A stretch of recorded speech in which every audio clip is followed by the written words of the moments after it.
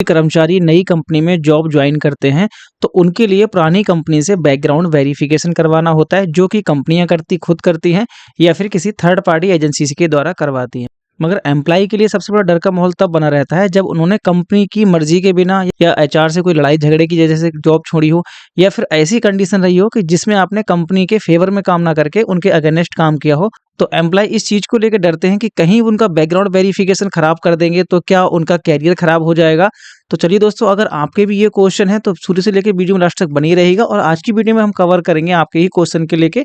अगर आपके ये क्वेश्चन है कि बैकग्राउंड वेरिफिकेशन क्या होता है, बैकग्राउंड वेरिफिकेशन की प्रोसेस क्या है, कंपनी कैसे कर बैकग्राउंड वेरिफिकेशन, और अगर कोई एचआर आपको ये धमकी देता है कि हम आपका बैकग्राउंड वेरिफिकेशन फेल्ड कर देंगे, खराब कर देंगे, तो आपके लिए क्या करना होगा, और बैकग्राउंड वेरिफिकेशन में क्या समस्या आ सकती है, क्या आपका कैरियर के संबंधी इसमें कोई प्रॉब्लम आ सकती है। तो इन सारे क्वेश्चनों के बारे में डिटेल में बात करेंगे, सारे समस्या के बारे में बात करेंगे और समाधान के बारे में बात करेंगे। आप हमारे चैनल पर पहली बार आए हैं तो सब्सक्राइब जरूर कर लीजिएगा। वीडियो को फेसबुक पेज पर देख रहे हैं तो फॉलो कर लेना। अगर आपकी कोई समस्या होती है तो हमसे बात भी कर सकते हैं। बात करने के लिए इस वीडियो के डिस्क्रिप्शन में इंस्टाग्राम आईडी का लिंक दे रखा है, फॉलो करके मैसेज कीजिएगा। तो चलिए दोस्तों, बात करते हैं आज के बारे में डिटेल में कि बैकग्राउंड वेरिफिकेशन की क्या प्रक्रिया होती है और क्या क्या इसमें प्रॉब्लम आ सकती है एम्प्लॉय के लिए। दोस्तों, आज के कॉर्पोरेट सेक्टर में कई कर्मचारियों में एक तरह का डर का माहौल बना रहता है कि जब भी आप किसी कंपनी को रिजाइन करते हैं या अपना फुल और फाइनल सेटलमेंट मांगते हैं, तो कंपनी के जो एचआर होते हैं वो आप पर दबाव बनाया जाता है या आपको ये प्रेशराइज किया जाता है कि हम आपका बैकग्राउंड वेरिफिकेशन खराब कर देंगे, आप हमसे ये चीज़ नहीं ले सकते, ये चीज़ हम आपको नहीं देंगे या आपको कोई भी डॉक्यूमेंट्स नहीं देंगे। तो कर्मचारी डर जाते हैं और कहते हैं भाई बैकग्राउंड वेरिफिकेशन फेल कर दिया इन्होंने तो मेरा आगे का कैरियर खराब हो जाएगा। तो ना तो उनसे अपना फुल सेटलमेंट लेते हैं, ना सैलरी के लिए जो बचा होता है कुछ लेते हैं, मतलब कुछ ना कुछ अपना ड्यू छोड़ देते हैं और एक डर के माहौल में रहते हैं। तो सबसे पहले बात कर लेते हैं आपका कि आपका बैकग्राउंड वेरिफिकेशन होता क्या है। जो कर्मचारियों को नहीं पता कि बैकग्राउंड वेरिफिकेशन क्या होता है, तो उनके लिए ध्यान रखना है कि बैकग्राउंड वेरिफिकेशन एक आपके कर्मचारी की रिपोर्ट कार्ड नहीं होता, ना ही आपका कोई कैरेक्टर सर्टिफिकेट है। ये सिर्फ एक औपचारिक रूप से दी जाने वाला कंपनी के ऊपर जो डिटेल दी होती है, मतलब आपकी ज्वाइनिंग कब हुई थी, आपकी एग्जिट कब हुई थी, ये डिटेल्स इसमें मेंशन होती है। ठीक है, तो इसमें होता क्या है, सबसे पहले इसमें बात कर लेते हैं कि बैकग्राउंड वेरिफिकेशन में क्या होता है कि आपकी वास्तव में कंपनी में काम किया था या नहीं किया था। बहुत से कर्मचारी ऐसे होते हैं कि डुप्लीकेट अपनी डिटेल्स बना देते हैं कि हाँ भाई मेरे पास तो 4 साल का एक्सपीरियंस है, 5 साल का एक्सपीरियंस है। तो इसी के लिए अगर उनको वो बैकग्राउंड वेरिफिकेशन करते हैं, कंपनी के द्वारा वेरीफाई किया जाता है, तो उसमें ये चलता है पता कि पुरानी कंपनी के द्वारा कि हाँ वास्तव में इस कर्मचारी ने हमारी कंपनी में जॉब किया है, उसकी ज्वाइनिंग किस तारीख को हुई थी और उन्होंने कंपनी किस तारीख को छोड़ी है, और उनकी कंपनी में उनका डेजिग्नेशन क्या था। यहीं पे आपको एक चेक किया जाता है कि आपकी जो जॉब है उसमें कोई सर्विस ओवरलैप तो नहीं है, ज्वाइनिंग कब की, एग्जिट कब की, यही इसमें सारी चीज मेंशन होती है। बाकी इसके अंदर और कोई ऐसी चीज वेरीफाई नहीं की जाती जिससे आपके कैरेक्टर के बारे में कोई चीज पता चले। फिलहाल यही 3 चीज जो मेन होती हैं कि आपने किस कंपनी में काम किया, आपकी ज्वाइनिंग क्या थी, आपकी एग्जिट क्या थी, और आपने किस पोजीशन के ऊपर अपना जॉब की है। बहुत से कर्मचारियों को ये भी क्वेश्चन बना रहता है कि सर बैकग्राउंड वेरिफिकेशन की प्रोसेस होती कैसे, कंपनी कैसे वेरीफाई करती है। इसके लिए होता क्या है फ्रेंड, जब भी कोई कंपनी नया एम्प्लॉय को हायर करती है तो उनका बैकग्राउंड वेरिफिकेशन करती है जॉब से पहले या जॉब ज्वाइन होने के कुछ दिन बाद तक। ठीक है, तो ये 2 तरीके से होती है, या तो आप खुद भी कर सकते हैं, मगर हर कंपनी इस चीज को हायर नहीं कर सकती, इसलिए वो क्या करती है, थर्ड पार्टी वेरिफिकेशन एजेंसी के द्वारा ये करवाती है। मतलब कोई थर्ड पार्टी होती है जिससे द्वारा वो वेरीफाई करती है। जैसे कोई कंसल्टेंसी सर्विस होती है, तो जब जॉब निकालती है हायरिंग के लिए तो कंपनी उनसे कॉन्टैक्ट करती है कि भाई हमको इतने बंदे चाहिए, इतने एम्प्लॉय चाहिए। तो कंसल्टेंसी एजेंसी एम्प्लॉय को हायर करती है और उनकी सारी डिटेल को वेरीफाई करती है कि, और कंपनी के ऊपर इसका कोई प्रेशर नहीं होता। कंपनी उनके लिए एक बोलती है भाई आप अपने बेस पर अपना बैकग्राउंड वेरिफिकेशन करा के दो, सब कुछ करा के दो, हमें सिर्फ एम्प्लॉय चाहिए, और उनकी जो भी फीस होती होगी वो उनको देते हैं। ठीक है, तो इसमें होता है क्या, बैकग्राउंड वेरिफिकेशन के लिए क्या होता है कि जो एजेंसीज होती हैं वो ईमेल के द्वारा, ऑनलाइन के द्वारा, या पोर्टल के द्वारा, या आधिकारिक फॉर्म के द्वारा, इन 4-5 माध्यम के द्वारा पुरानी कंपनी से कंसल्ट करके आपका वेरिफिकेशन करती है। ठीक है, और ये एजेंसीज होती हैं वो क्या वेरीफाई करती है, क्या व्यक्ति उस कंपनी का कार्य कर रहा था और कार्यकाल क्या था, उनका जॉब कब की, कब एग्जिट की, और उसकी डेजिग्नेशन क्या थी, और उनकी जो जॉब थी वो किस बेस पे थी, परमानेंट था या कॉन्ट्रैक्टर बेस पे थी। और यहीं पे एक चीज और वेरीफाई कर ली जाती है कि उनकी जो कंपनी है उनमें कोई पुरानी कंपनी में ऐसा तो नहीं है जिसमें ओवरलैप की समस्या हो, क्योंकि ओवरलैप की समस्या भी नई कंपनी में जो पीएफ कटेगा उसमें प्रॉब्लम क्रिएट करता है। तो 4-5 चीजें होती है जिसको वेरीफाई करती है कंपनी, बाकी ऐसा कुछ नहीं होता कि वो वेरीफाई के लिए इसमें ज्यादा चीजें जोड़ी गई हैं। तो दोस्तों अब बात कर लेते हैं आपके पॉइंट के बारे में कि सबसे बड़ी चीज़ होती है कि एचआर हमको धमकी देता है कि भाई आप हमारी कंपनी को छोड़ के ना जाएँ, हमको पैसा दें या आपका जो नोटिस पीरियड है उसको सही करने के लिए आपको क्या करेंगे, धमकी देंगे।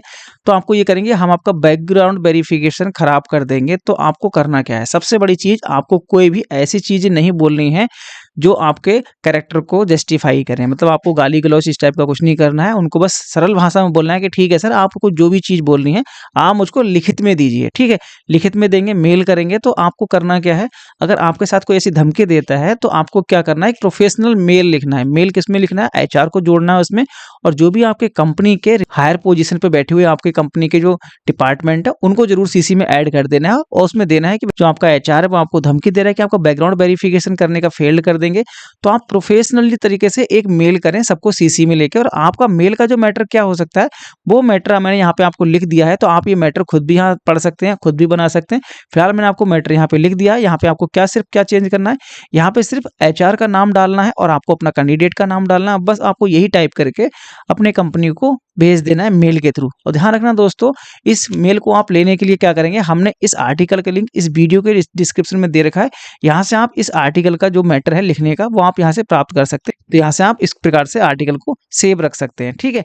दोस्तों आपको ध्यान रखना है, अगर कोई भी कंपनी आपको इस टाइप का ब्लैकमेल करती है, कुछ भी प्रोसेस करती है, कुछ भी बात करनी है, तो सिर्फ और सिर्फ आपको करना है डॉक्यूमेंट्स के बेस पर बात करनी है, ठीक है। आपको कोई वर्बली बात नहीं करनी है, आपको करना है मेल के थ्रू बात। इससे क्या होता है, जो मेल करते हैं उसमें आपको क्या चीज होती है, तो ये दर्शाता है कि जो आपने अधिकारी के ऊपर प्रति जागरूक है। मतलब आपका जब मेल होगा तो उसका प्रोफेशनल होगा। तो दोस्तों जब आप मेल करते हैं तो आपका केस हो जाता है स्ट्रॉन्ग। बाई चांस 1% अगर आपको कोई लीगल कोई प्रोसेस करी जाती है, तो आपने जो मेल किया होता है, आपकी जो भाषा यूज होती है, वही आपके लिए एक ठोस पॉइंट होता है, सॉलिड डॉक्यूमेंट होता है यहाँ पे, ठीक है। तो आप जब भी कोई ऐसा आपको कोई ब्लैकमेल करे, कोई आपको धमकी दे, तो उसको कुछ नहीं कहना, वर्बली कुछ नहीं कहना, नॉर्मली आप बातचीत कर सकते हैं। बस आपको उसके लिए प्रोफेशनली एक मेल करना, और मेल में सभी को सीसी में जरूर अटैच कर लेना है, ठीक है। तो दोस्तों अब बात करते हैं कि आपका बैकग्राउंड वेरिफिकेशन में आपको डरना कब है, आपको कब क्या प्रॉब्लम हो सकती है। तो अब बात करते हैं इसके लिए, अगर आपका कंपनी जो वेरीफाई करती है, अगर उसमें आपकी जो जॉब है उसके लिए कुछ आपने झूठी जानकारी दी, आपने बोला कि मेरी जॉब तो 5 साल की जॉब है, मगर जब वो थर्ड पार्टीज का वेरीफाई करती है तो वहां चलता है पता कि आपने तो 2 महीने 4 महीने जॉब की या जॉब नहीं की, तब आपको डरने की जरूरत है। या आपने कोई दस्तावेज जो जाली दस्तावेज बना दिए हैं, तब आपको डरने की जरूरत है। या आपने नौकरी छोड़ते समय आपने किसी कंपनी को एब्सकॉर्ड कर दिया है, या कोई रिकॉर्ड नहीं मिलता है आपके खिलाफ, या आपने कभी कंपनी में जॉब नहीं की, या मतलब जो आपने दस्तावेज प्रस्तुत किए हैं वो गलत मिलते हैं, तब आपको डरने की जरूरत है। क्योंकि आपको कंपनी इसमें हायरिंग नहीं देगी, क्योंकि आपने जो डिटेल्स दी हैं जॉब रिलेटेड वो आपकी गलत साबित होती हैं। तो यही है आपकी कि आप सबसे बढ़िया अपनी ईमानदारी के हिसाब से अपना व्यवहार को बनाइए, बताइए, आप कोई गलत जानकारी मत दीजिए कंपनी में हायरिंग के टाइम पे, तब आपको डरने की जरूरत नहीं है। दोस्तों आपका एक क्वेश्चन और भी होगा कि हम रिजाइन करें तो क्या हमारा कैरियर खराब हो सकता है। जी नहीं, आपको रिजाइन करना ऐसा कुछ नहीं है कि आप कंपनी के खिलाफ कोई आप कोई कानूनी कार्रवाई कर रहे हैं। बस अपने जॉब को प्रोफेशन को आगे बढ़ाने के लिए, अपनी सैलरी को इंक्रीमेंट करने के लिए आप रिजाइन दे सकते हैं। बट आप जब भी कभी रिजाइन दें तो सबसे बढ़िया तरीका है कि आप उसको मेल के थ्रू दें, ना ही आप उसको लिखित में दें और ना ही कभी उसको वर्बली दें। आप जब भी कोई चीज करें कंपनी में तो मेल के थ्रू करें। और सबसे बड़ी चीज ध्यान रखें, जब भी आप मेल करें तो कंपनी छोड़ने से पहले जो भी आपके कंपनी के डिपार्टमेंट हैं, जैसे एचआर डिपार्टमेंट है, जो भी हायर डिपार्टमेंट है, सभी की मेल आईडी आपके पास होनी चाहिए। और जब भी कभी रिजाइन करें तो आपको पर्सनली अपनी मेल आईडी से रिजाइन करना है, ना कि कंपनी की ईमेल आईडी से। कुछ कंपनी में ऐसा होता है कि हमको पर्सनल लैपटॉप मिला होता है कंपनी का, तो वो वहीं से अपना मेल कर देते हैं। तो उनका जब कंपनी छोड़ते हैं तो उनका जो डिपार्टमेंट के द्वारा दिया जाता है, जो भी सिस्टम दिया जाता है या कोई लैपटॉप दिया जाता है, वो जमा हो जाता है।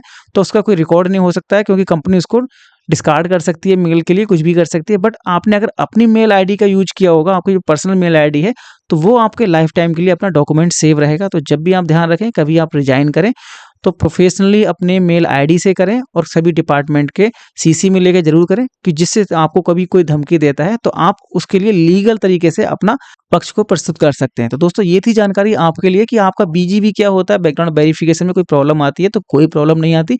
बस जो मैंने आपको पॉइंट्स बताए, इन बात का ध्यान रखना है।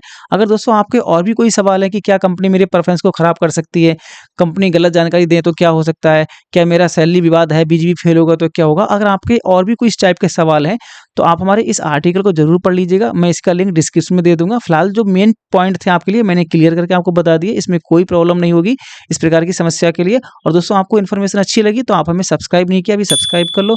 हमारे फेसबुक पेज पर देख रहे हैं तो फॉलो कर लेना। अगर आपकी कोई भी समस्या है तो हमें कमेंट में पूछ सकते हैं। बात करने के लिए इंस्टाग्राम आईडी का लिंक इस वीडियो को डिस्क्रिप्शन में दे रखा है। और दोस्तों ये जानकारी सभी फ्रेंड्स के पास जरूर शेयर कर देनी है, क्योंकि जिस प्रकार से आपको समस्या होती है बीजीबी को लेके, हो सकता है जो आपके साथ जॉब करने वाले उनको भी ये प्रॉब्लम रहती हो, उनको भी डर का माहौल रहता हो कि भाई मेरा बैकग्राउंड वेरिफिकेशन कंपनी फेल कर देगी तो क्या होगा। तो ये जानकारी सभी के पास जरूर शेयर कर दी है। ठीक है दोस्तों, हम मिलते हैं इस प्रकार की अगली इन्फॉर्मेशन वीडियो से। तब तक के लिए थैंक्स फॉर वॉचिंग।